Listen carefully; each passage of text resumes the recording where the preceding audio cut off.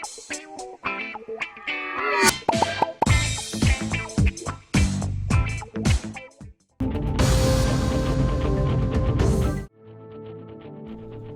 जिले में हफ्ते को वक्फ तरमीमी एक्ट के एहतजाजी इजलास के दौरान स्टैंडिंग लाइट गिरने से 7 अफराद जख्मी हो गए। तफसीलात के मुताबिक जहीराबाद टाउन के ईदगाह ग्राउंड में ये एहतजाजी मुजाहिरा जारी था।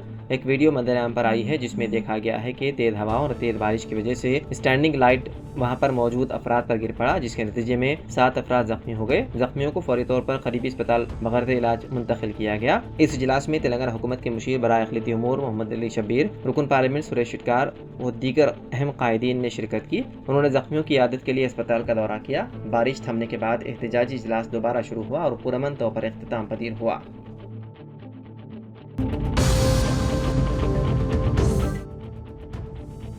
हफ्ते के रोज़ केसरा मंडल में एक खातून जो बरखी तार की जद में आकर शदीद झुलस गई थी, इतवार की रात अस्पताल में इलाज के दौरान दम तोड़ गई। तफसीलात के मुताबिक मुतासरा की शिनाख्त मोनिका के तौर पर की गई है, जो केसरा के बापू रेड्डी कॉलोनी की रहने वाली थी। वो अपने शोहर सुरेश और उनके 3 साल बेटे श्रियाज के साथ मोटरसाइकिल पर अपने घर की तरफ जा रही थी।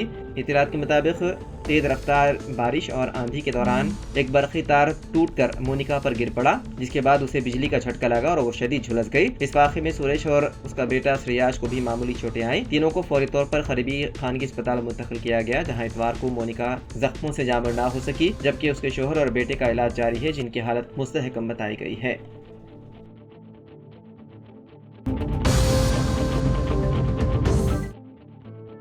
तालीमी इदारों को जारी गरमाई तातीलात और शहर में मौसमी हालात के पेश नज़र इतवार के रोज़ नेहरू जूलॉजिकल पार्क हैदराबाद में आवाम का ज़बरदस्त हुजूम देखा गया, जहां पर एक ही दिन में रिकॉर्ड 24,000 अफराद ने विजिट किया। ज़ायरीन की एक बड़ी तादाद के पेश नज़र ज़ू पार्क इंतजामिया ने मुनासिब इंतजाम किए, जिसमें मुख्तलिफ मकामात पर मजीद सिक्योरिटी एहलकारों की तैनाती, इजाफी बुकिंग काउंटर्स, बैटरी से चलने वाली गाड़ियाँ और पीने के पानी के यूनिट वगैरह शामिल हैं। हैदराबाद ज़ू पार्क में जानवरों की 194 से ज़्यादा अक़साम और तकरीबन 2300 अफराद मौजूद हैं। ये मुल्क का पहला चिड़ियाघर है जिसमें जानवरों को खुले इंक्लोजर में जूलॉजिकल ऑर्डर के मुताबिक रखा गया है।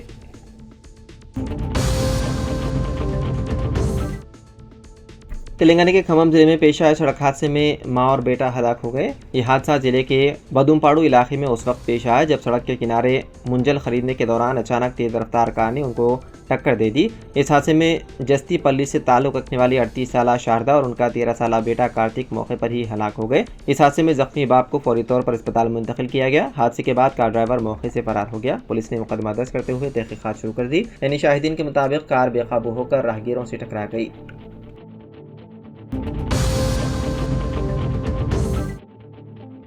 इतवार की रोज़ हैदराबाद के चिल्लापल्ली रेलवे स्टेशन पर पटरियों के दरमियान गिरने से खातून की हो गई मौत। मुतवफ़ी की शिनाख्त 33 साला श्वेता के तौर पर की गई है, जो कि कोच बदलने की कोशिश कर रही थी और इस दौरान प्लेटफॉर्म और ट्रेन के दरमियान फिसल गई।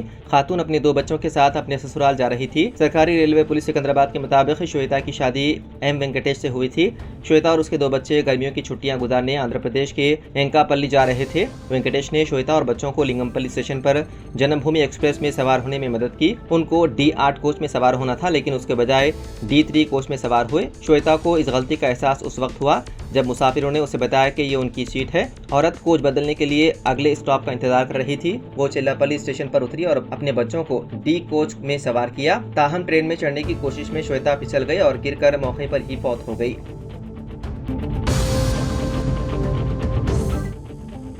दिल्ली में एक बार फिर कोरोना के मामलों में इजाफा देखा जा रहा है। महकमा सेहत के आदाद शुमार के मुताबिक दिल्ली में हाल ही में कोरोना के 104 फाल मामले सामने आए हैं। गुज़िश्ता एक हफ्ते में 99 नए मामले सामने आने से सेहत इंतजामिया और शहरियों में फिक्रमंदी बढ़ गई है। वहीं अब पूरे मुल्क में कोरोना के मरीजों की तादाद 1000 से तजावुज कर गई है। हालात को देखते हुए दिल्ली हुकूमत और महकमा सेहत ने निगरानी और जाँच को मजीद तेज करने का फैसला किया। महकमा सेहत के मुताबिक कोरोना के सबसे ज्यादा मामले केरला में 430 हैं। उसके बाद महाराष्ट्र का नंबर आता है जहाँ 209, जबकि दिल्ली में 104 फाल केसेस हैं। वहीं कर्नाटक में 34 नए मामले सामने आए हैं। इसके साथ ही रियासत में फाल मामलों की तादाद 47 हो गई है। तेलंगाना में जुनूब मगरबी मानसून की आमद के लिए साजगार हालात बन रहे हैं। महकमे मौसमियात के मुताबिक इम्कान है कि मानसून रवा माह के अवाखिर तक या जून के पहले हफ्ते में रियासत तेलंगाना में दाखिल होगा। वहीं शुमाली तेलंगाना पर मौजूद हवा के दबाव वाली पट्टी के सबब पीर से जुमेरात तक कई इलाकों में शदीद बारिशें मुतवक्के हैं। महकमे मौसमियात के मुताबिक मुत्तहिदा आदिलाबाद, निजामाबाद, वरंगल और खम्बम अदला में बाद मकामात पर भारी बारिश हो सकती है, जबकि दीगर अदला में हल्की बारिश के इम्कान हैं। रियासत के किसानों और ज़राई शोबे से वाबस्ता अफराद के लिए ये इत्तला खुश आइंद है, क्योंकि अगले 2 हफ्तों के दौरान बारिश के इम्कानात बढ़ने के सबब खरीफ फसलों की तैयारी का अमल तेज हो सकता है।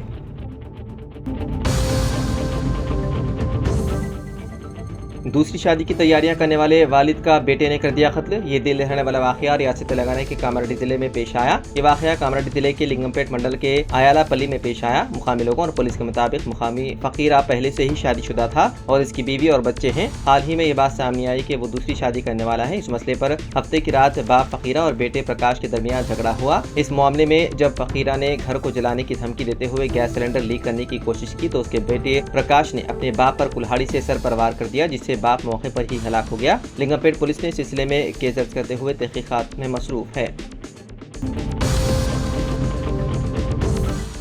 वज़ीर आला रेवंत रेड्डी ने मरकज़ी वज़ीर HD कुमारस्वामी से मुलाकात की और हैदराबाद के लिए मजीद 800 इलेक्ट्रिक बसों को मख्सूस करने की दरख्वास्त की। वज़ीर आला ने कहा कि मरकज़ ने हाल ही में हैदराबाद के लिए 2000 इलेक्ट्रिक बसों की मंजूरी दी है, लेकिन हैदराबाद की शहरी ज़रूरियात को पेश नज़र रखते हुए मजीद 800 बसों की मंजूरी दी जाए। प्रधानमंत्री ई ड्राइव स्कीम के तहत बसों की मंजूरी की दरख्वास्त की गई। रेवंत रेड्डी ने मरकज़ी वज़ीर को तजवीज़ पेश की है कि RTC ड्राइवर्स और मैकेनिक्स के जरिए बसों की निगहदाश्त के लिए हाइब्रिड GC मॉडल पर गौर किया जाए। उन्होंने बताया है कि तेलंगाना RTC ने डीजल बसों को मरहलेवार तौर पर इलेक्ट्रिक में तब्दील करने का फैसला किया और ये तजुर्बा कामयाब रहा। उन्होंने बताया कि हैदराबाद में डीजल के बजाय इलेक्ट्रिक बसों को चलाने की हौसला अफजाई की जा रही है ताकि माहौलियात तहफ़्फ़ुज़ मुमकिन हो सके।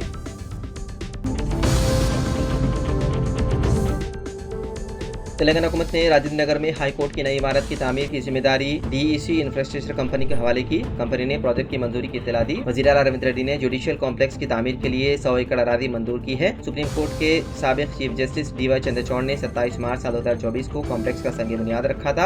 रंगारेड्डी जिले के राजेंद्र नगर मंडल में एग्रीकल्चर यूनिवर्सिटी की 100 एकड़ अरादी नए हाई कोर्ट कॉम्प्लेक्स के लिए अलाट की गई है। तामीर के लिए कंस्ट्रक्शन कंपनी के तकर्रुर से नई पेशरफ्त हुई है। तामीरी कामों पर 2600 करोड़ रुपए खर्च किए जाएंगे। 36,52,000 मुरब्बा फीट पर तामीर का मंसूबा है और 8.4 लाख मुरब्बा फीट पर 6 मंजिला कॉम्प्लेक्स तामीर किया जाएगा। पार्किंग में बेक वक्त 2800 कारों की गुंजाइश रहेगी। असली सहूलतों से आरास्ता नए हाई कोर्ट कॉम्प्लेक्स की तेलंगाना हुकूमत ने मंजूरी दे दी है। बताया जाता है कि DEC इंफ्रास्ट्रक्चर कंपनी ने कई अहम तामीरात अंजाम दिए हैं।